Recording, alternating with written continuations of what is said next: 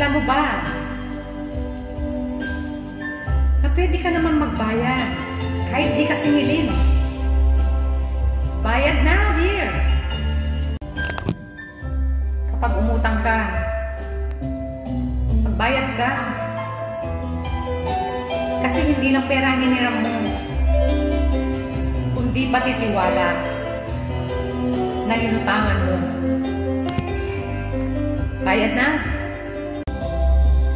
At huwag kang feeling agrabyado pag sinisingil ka.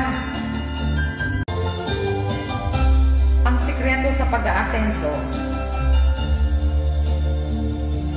bayad utang. Maniwala ka. Pag di ka marunong magbayad ng utang, kahit anong kayod mo, hindi ka aasenso. Sa mga taong marunong magbayad ng utang, saludo po ako sa inyo. At dahil dyan, makakaulit po kayo. Aruray!